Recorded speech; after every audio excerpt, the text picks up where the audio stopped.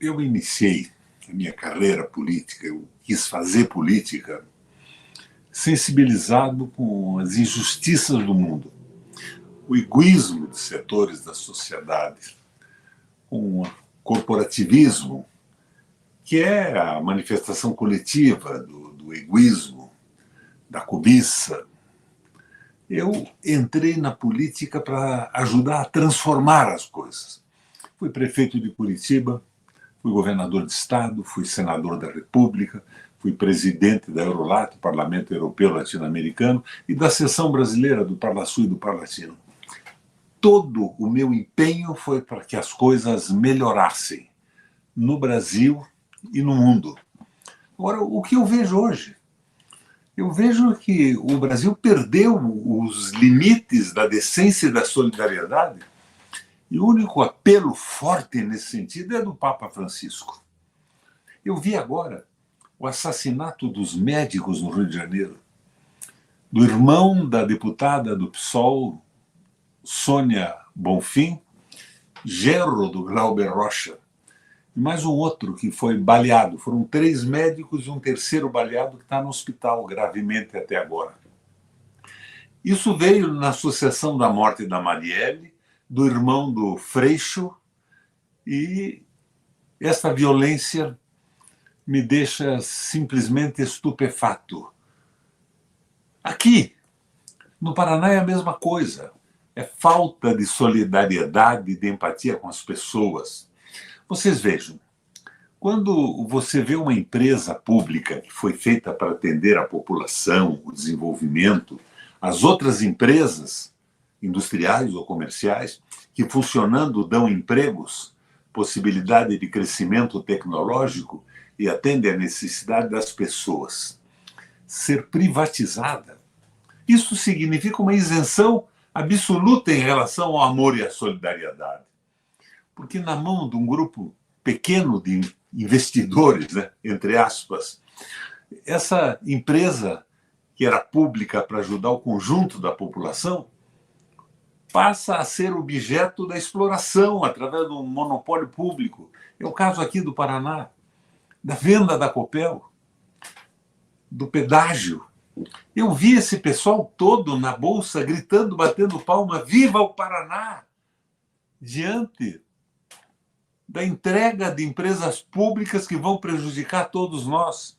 Concentração de capital. O capital financeiro mandando no Estado e no governo. Isso é uma coisa terrível. E o silêncio absoluto da mídia, do Paraná e do Brasil. Eu vi o leilão do pedágio, um pedágio que eu combati, que durou 25 anos, e que todo mundo sabe hoje que foi um dos grandes escândalos do Brasil. Ele foi feito agora na Bolsa de Valores. O primeiro trecho de estradas foi entregue a um paraíso fiscal, uma empresa de investimento de um paraíso fiscal. Todo mundo sabe o que é um paraíso fiscal no mundo. Uma coisa que tem que acabar para a economia do mundo entrar num ritmo mais sério. E o segundo não teve concorrente, foi uma empresa só. E eu vi aquela gente toda do governo do Estado, ratinhos, ratões e ratazanas de toda espécie, gritando viva o Brasil, batendo palma, minha gente. Porque estão entregando mais um lote de estradas para um grupo que só pensa em ganhar dinheiro. E que dá um desconto de 0,08, eles batem palma. Você sabe que desconto é esse? É um desconto em cima do preço anterior, que vai subir com o aumento de mais 15 praças de pedágio e com as tais obras dos degraus. Faz uma obra, aumenta em tanto. É uma coisa que eu combati a vida inteira. Então, é um desconto em cima de um preço que era um roubo.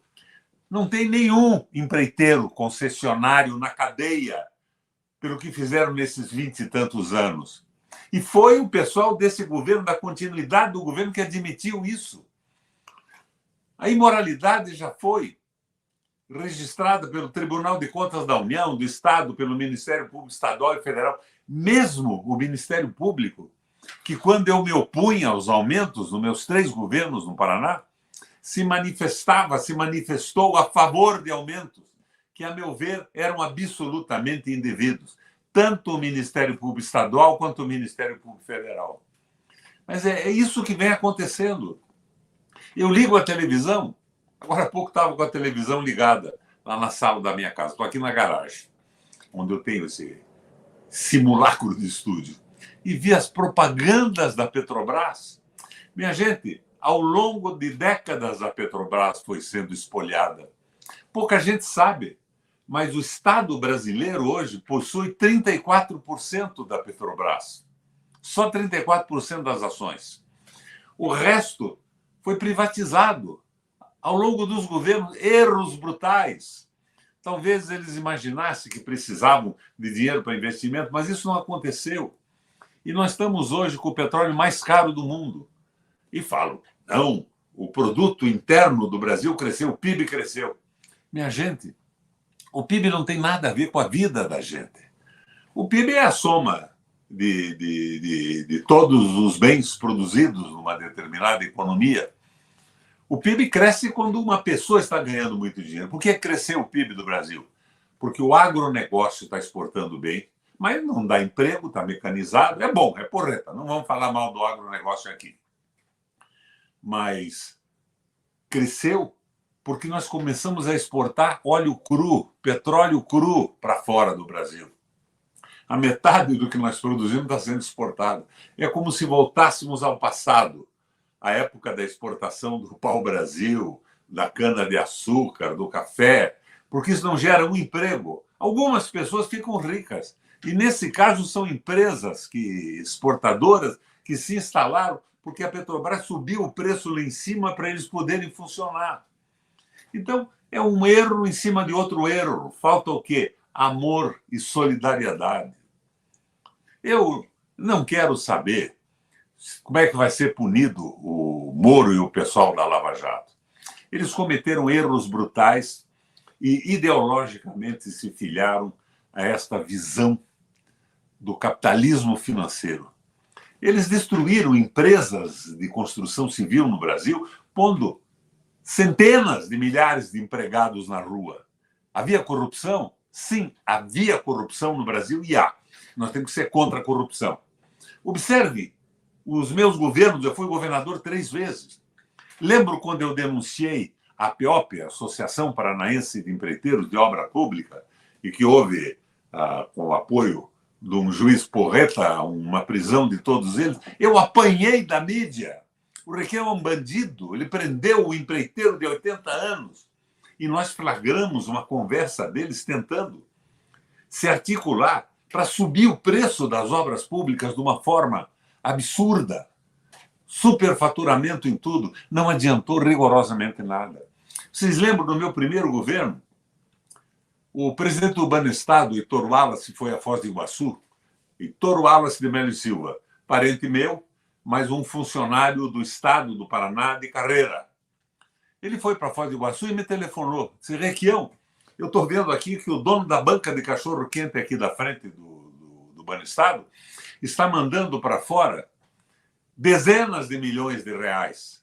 E ele tem uma banca de cachorro-quente. O que é que eu faço? Imediatamente faço a denúncia no Ministério Público, na Polícia Federal.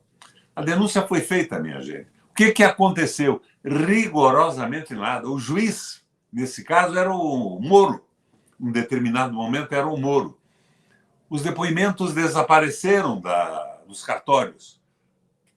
Os depoimentos judiciais desapareceram. Então, eu vejo que esta visão liberal está contaminando ideologicamente a cabeça das pessoas. Eles acham que tem que entregar tudo para o capital financeiro. E é evidente que devem aurir alguns benefícios com isso também. Mas não venham me dizer que não há corrupção e que não havia corrupção. A Lava Jato surgiu em cima da corrupção que havia no Estado brasileiro, endêmica. De que partido? De todos os partidos. Corrupção tremenda. Corrupção brutal, que tem que ser combatida. Mas a Lava Jato se valeu da corrupção para destruir o Brasil, para demitir trabalhadores da construção civil e para pôr o Lula na cadeia, o que foi absolutamente ilegal, impossível de ter acontecido, basicamente porque o Lula não é um ladrão de dinheiro público. O roubo foi de bilhões de reais. Daí disseram que o Lula estava comprando um apartamento, ganhando um apartamento de 1.200.000, 1.300.000 no Guarujá. Não tem cabimento isso. Os roubos foram de centenas de milhões de reais. E o Lula foi enrolado nisso, porque o Lula tinha e tem sensibilidade social. Mas isso não significa que eu diga que ele está acertando em tudo que está fazendo na economia. Hoje, o tal do PIB, Produto Interno Bruto, sobe porque nós estamos vendendo petróleo bruto, acabando com as reservas brasileiras, sobe porque o agronegócio está exportando com força, bastante, embora tenha caído o preço, eles aumentam o número de exportação, sobe porque as despesas do governo aumentaram com a sensibilidade do Lula, com as bolsas e tudo mais. Mas isso não significa um emprego a mais. A produção industrial, a nossa tecnologia tem caído brutalmente. Esse último ano caiu brutalmente, mas vem caindo desde lá de trás. Em 1980, nós tínhamos uma produção industrial maior que os tigres asiáticos. China, Coreia do Sul e Malásia, se não me engano. Hoje nós não produzimos industrialmente 9% do que eles produzem. E o pessoal festeja isso. A Petrobras gastando milhões com fake news na televisão. E essa história. Vamos falar em energias alternativas. O que significa isso? Querem justificar que estão tratando o nosso petróleo cru como tratavam no passado os brasileiros, o café, o pau-brasil, o mate. Não tem cabimento isso, não há crescimento industrial. Isso vai acabar errado, esses erros têm que ser corrigidos. Por que eu faço esses vídeos, como estou fazendo esse agora? Porque os erros devem ser a nossa experiência para não serem repetidos. E, de um lado, há pessoas bem intencionadas que se iludiram com isso tudo. A Globo ganhando uma soma brutal para veicular essas inverdades da Petrobras. Claro que a Petrobras é porreta. Por que a Petrobras não tem hoje em seus quadros o Estrela, que foi o cara que comandou a descoberta do pré-sal, o Hildo Sauer, gente bacana, como, por exemplo, o vice-presidente hoje, o nosso amigo Felipe Coutinho, vice-presidente da EPET, da Associação dos Engenheiros da Petrobras. Nós estamos num caminho errado. Eu tenho insistido nisso porque eu conheço o Lula, sou testemunha da sua sensibilidade. Daí querem bater na Janja. Por que bater na Janja? A Janja tem 2 diplomas universitários. Eu sou testemunho do trabalho da Janja em Itaipu. Ela, em determinados momentos, foi destacada para resolver problemas da alta mortalidade de índios em Caxias. Ela é competente, ela foi lá e resolveu o problema. Quem me afirmava isso há 2 ou 3 dias, me dava essas informações, era o Samek, que era, à época, o presidente brasileiro de Itaipu. Então, isso tudo é desvio do assunto real. O Brasil precisa de desenvolvimento econômico. A Petrobras tem que voltar a ser brasileira. A Eletrobras não pode ser doada aos caras do escândalo das lojas americanas. Criticam a Janja, que é uma mulher correta, a esposa do Lula hoje, mas não criticam a soltura, a liberdade dos caras que quebraram a Americana, meteram a mão naquilo tudo e compraram a Eletrobras. E aqui no Paraná, batem palma para os erros da venda da Copel, da venda da Sanepar, de um governo que não faz rigorosamente nada, mas que efusivamente comemora o fim da Copel pública. Leilões absurdos de pedágio. Minha gente, onde é que nós estamos? Eu, por exemplo, quando era governador, o dono da Gazeta do Povo era o Francisco Cunha Pereira. Conservador, mas decente. Diante de escândalos desse porte, o Francisco não calava. É claro que os jornais são pressionados pelo dinheiro dos anúncios para serem mantidos, mas era outra coisa. Agora é para a direita absoluta. Não tem amor, não tem sensibilidade, não tem empatia com o povo.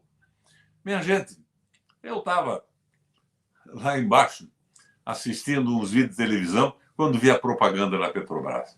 Daí o dia seguinte, subo lá no sótão da minha garagem e vou ter uma conversa com vocês. Nada de frescura e de mentira política. Abrir meu coração e dizer que eu estou perplexo com o que acontece no Paraná e no Brasil. E a falta de oposição, a falta de um veículo de imprensa que levante os trambiques. E esse pessoal batendo palma para o egoísmo, para lucro do capital financeiro, para o desespero do futuro das pessoas que não têm emprego e não têm salário. Atrás foi diferente.